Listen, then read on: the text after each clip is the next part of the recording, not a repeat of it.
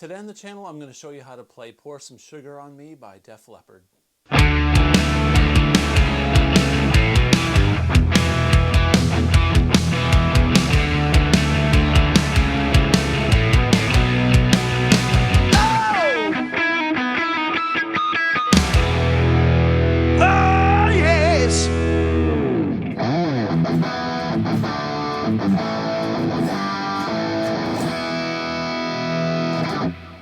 Hey everybody, welcome back to the channel. Today I'm going to show you how to play Pour Some Sugar on Me by Leppard.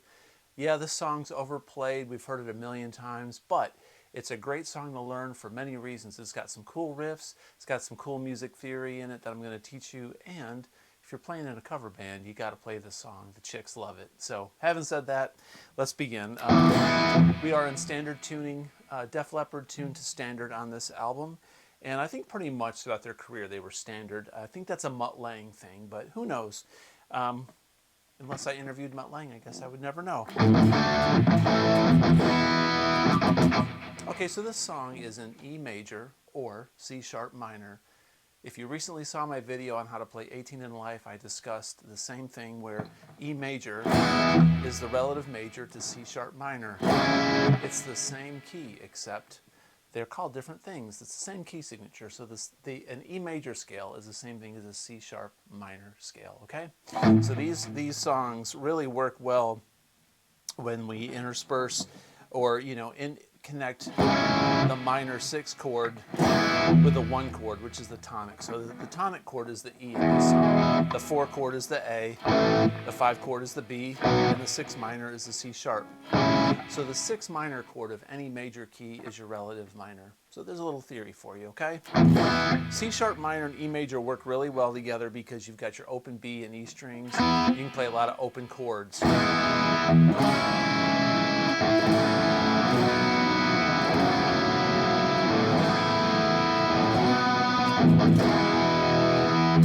And your harmonics, okay? The opening riff in this song is off of a C sharp minor chord.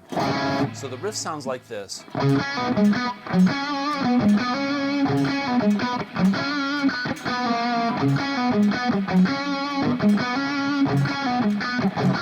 Okay? Now when you play that riff, it's best to put your hand in the C sharp minor position because your hand naturally will take this shape and play this riff. You're going to take your hands off the frets or your fingers when you play the riff. If you think of it as in C sharp minor,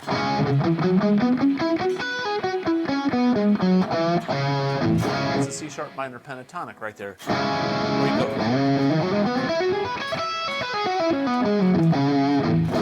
Which is also an E major pentatonic. But anyway, when you're in this position, you want to go.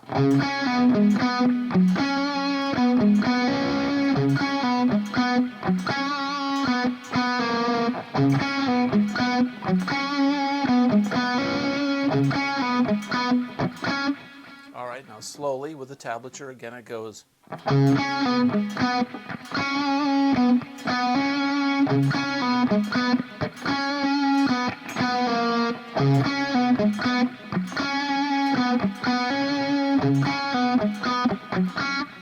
Okay.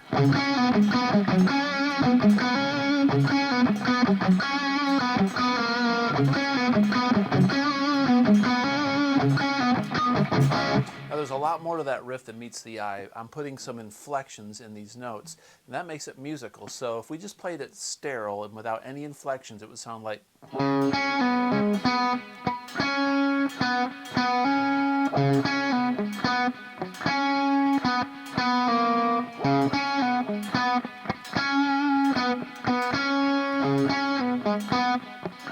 Okay, but this G string, you want to put a lot of stank on it, which I'm bending down. I'm not going up with my bend. I'm going down.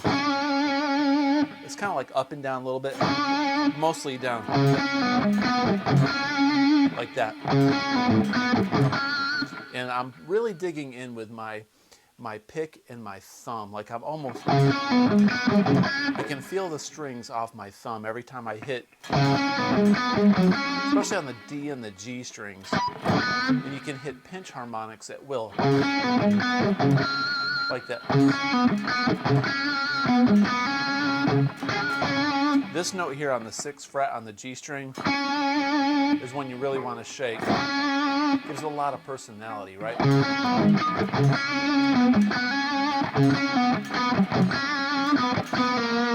And then a little bit on that 3rd fret G string. And the last one, you can hit the C sharp minor chord, right? And that's when he comes in and sings. So then Joe does this rap kind of vocal thing, right? And then they go back into. All right, they do that again. So that theme is throughout the song. Now, the chorus on this is really simple. So they're going to do a 1-4-5 progression in F sharp, and they're going to do a 1-4-5 in E. They kind of modulate. So a 1-4-5 is if you take an F sharp. So if you're an F sharp, the F sharp is your 1 chord. If you go up 4 notes, F sharp, G, A, B, that's your 4 chord. And then your C sharp is your 5, all right? So when they come out of, they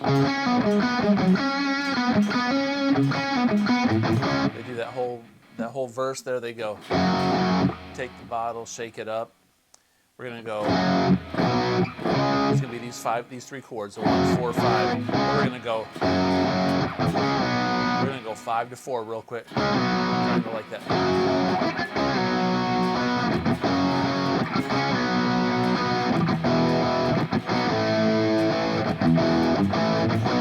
So what I did there is I went F sharp, C sharp to B. We slid F sharp,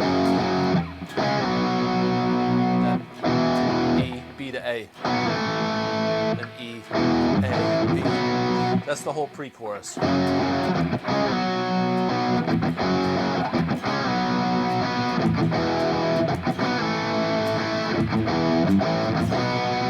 It's hard to hear that in there because there's so many vocals stacked in that Joe Elliott's like just layered upon layers of stuff, but it's in there if you listen to it. There's a lot of guitar goodness through this song, and you have to kind of pick the primary part. So if you're going to cover these songs, you can do this song as one guitar player, but you got to pick the most prominent parts to choose from and play, and that will, people will recognize live and carry the weight of the vocals and the bass and drums. You got to find your spot, right? Take it from me, someone who's played in 3-piece bands their entire life. There's songs that people want to play, like Scorpion, or bands like Scorpions or Judas Priest or Maiden and Twisted Sister, and I mean the list goes on. And a lot of times you just have to learn how to cover a few parts at once, and you just pick the most prominent part.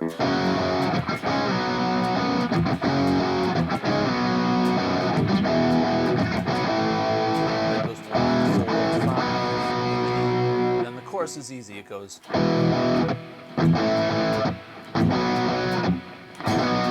we're doing a 1-4-5 in E. E, A, B, and there's that space between these notes. It's very important. Mutt Lange was extremely critical about songwriting parts and putting the right parts and feel. It's more about the space than the notes, right? And this song is one of those examples where it's a really well written song.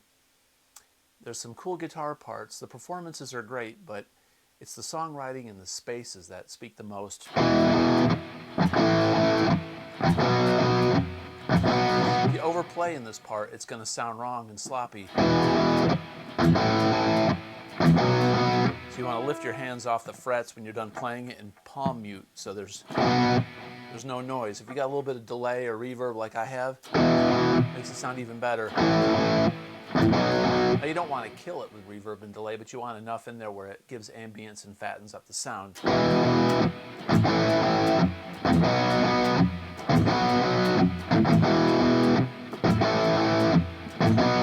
Okay, then when it comes out of the chorus, it goes back up to C sharp minor, where it says, I'm hot, sticky, sweet.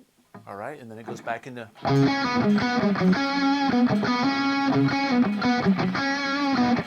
It does that whole thing. All right, so there's your verse lick, or your main lick, and then there's the pre.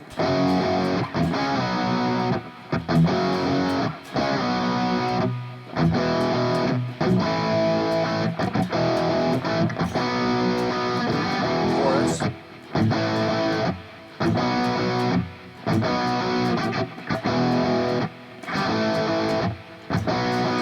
that second chorus, I believe it's the second chorus, so he goes back up to, all right, and then it goes into this cool bridge part. Now this bridge part is probably the most intricate and complicated part of the song, and it's not that difficult, it's just, it's a little different, right? So what happens, he's going to go up to a D, and that's where there's this drum tacit, and they go, and you might want to swell. You can take your volume pot and do some of these slide downs, or if you've got an expression pedal, you know, if you're using a Helix or a fractal unit or some kind of modeler, you know, a Kemper, whatever, you can use a volume pedal and make that really cool. I'm old school, I like to do it like that, right? So then there's this middle part. So we're going to call this part the bridge. And the bridge has this thing that goes.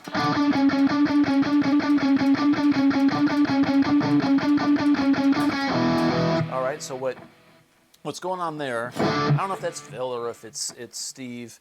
It's probably Phil, but he's doing a palm mute on the G string. We're up on the 7th fret, and it goes like this. That's the first phrase. So you got to get that down. And it's fast. And sometimes you want to take your fingers, or not your fingers, but your palm mute up a little bit and do a little pinch harmonic. So you can do the whole thing palm muted, like that. But there's times where you're going to want to lift up a little bit and put a little bit of punctuation on there and accent it a little bit with some pinch harmonics. So the first phrase is, there's 4 phrases. The first phrase is, okay, then the second one goes, all right, then it repeats it, the first phrase, and then the last one is a little shorter, it goes. So altogether it's, then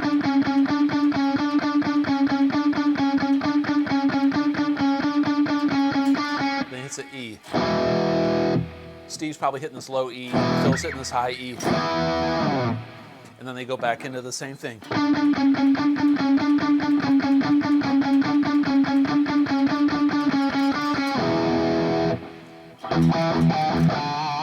All right, so what we're doing there is, that's a total Phil Collen lick. So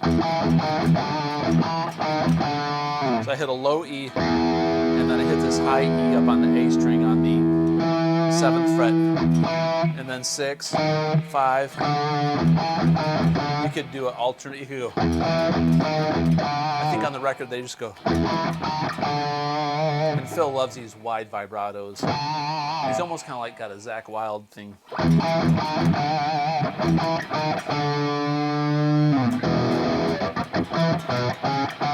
That's the second lick of that bridge. So what I'm doing there is 2 on the D string, and then 2 on the A string, 4 on the A, and then 5.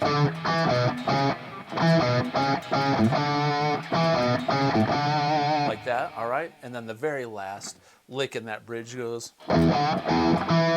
So we're just playing off this E.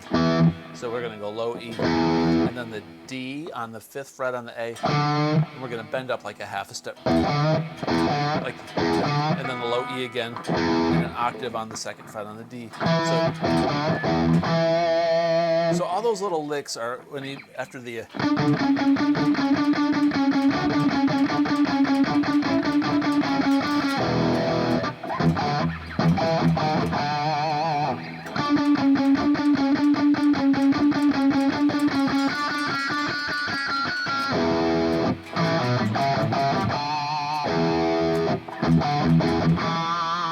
okay, hope that makes sense, right? And then it's going to go into the pre-chorus. Well, he does the, you got the peaches, I got the cream, and all that crap, right?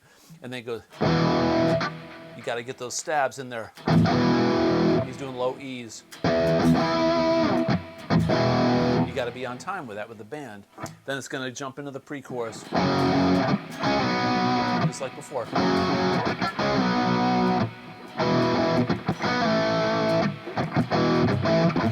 And a chorus.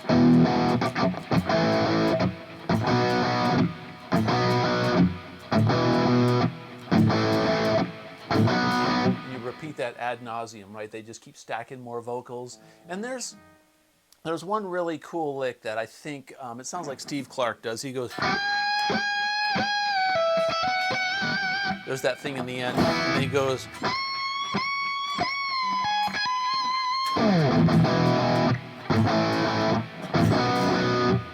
right? So what I'm doing on that lick is, shoot. So I'm on the 14th fret on the high E, and I'm bending it up a whole step to a G sharp. That's an F sharp to a G sharp bend. What I'm doing there is I'm raking into it. A rake is when you go, and I'm not palm muting, but I'm holding my pointer finger over the strings on the 12th fret, so I can dig into it without hearing anything weird. So I'm going, and I'm really only raking the G and the B string, sometimes the D. So I'm going to do 3 bends up to the G sharp, release, 12th fret on the high E, and then 14th with a little vibrato on the 14th. Now it's the same phrasing up here, but we're going to be way up here on the 19th fret. So we're going to be 19, we're going to bend it up to a 21. Same principles apply, the rake. So we're going to bend up 3 and release. And then 16 on the E string, and then go back to the 19th with a little vibrato, and then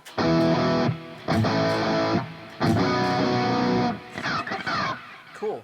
That's Pour Some Sugar on Me. It's complicated when you think about the structure and the space and what makes this song work. It's not complicated playing the song. Well, for most people, it's probably, if you're intermediate, advanced, even beginner, it's probably not super complicated to get this down, but there are little nuances in this song that can be a little difficult. These bends are not easy. You want to get those right, get the pitch right, the vibrato right. You got to add those things to make it just perfect. The riff in the beginning.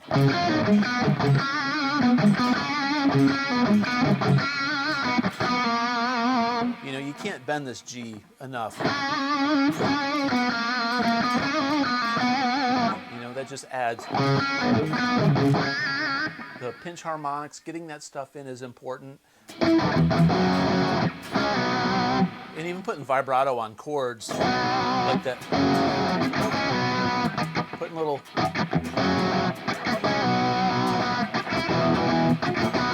And then the space where it's needed. Let it breathe, right? So anyway, I hope that lesson was helpful. I hope the theory behind it helps. Hope the little tricks and tips as far as guitar nuances and articulation helps you out a little bit there. And enjoy the song, enjoy playing. Until next time, if you like this kind of content, please consider subscribing. It helps me out a lot.